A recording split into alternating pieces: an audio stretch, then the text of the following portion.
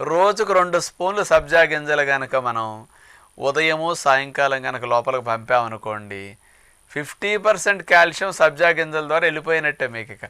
ఇక అంటే ఒక గ్లాసుడు పాలు ప్రొద్దుని త్రాగితే, లేకపోతే పావు లీటర్ పాలు తాగితే ఎంత కాల్షియం వస్తుందో, ఒక స్పూనుడు ఉదయం, ఒక స్పూనుడు సాయంకాలం సబ్జా గింజలు అంత కాల్షియం వెళ్ళిపోతుంది అనమాట.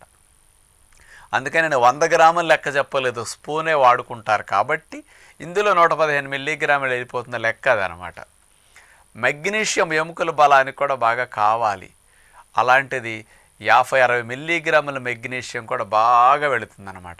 ఈ కాల్షియం మరియు మెగ్నీషియం అనేది బాగా రిచ్గా ఈ సబ్జా గింజల్లో ఉండటం వల్ల రక్తంలో ఉన్న ఆమ్లత్వాన్ని తగ్గించి క్షారత్వాన్ని బాగా పెంచి బ్లడ్ పీహెచ్ని బ్యాలెన్స్ చేస్తాయి. బ్లడ్ పీహెచ్ ఎప్పుడు క్షారంగా ఉన్నప్పుడు ఇమ్యూనిటీ చాలా యాక్టివ్ అవుతుందన్నమాట.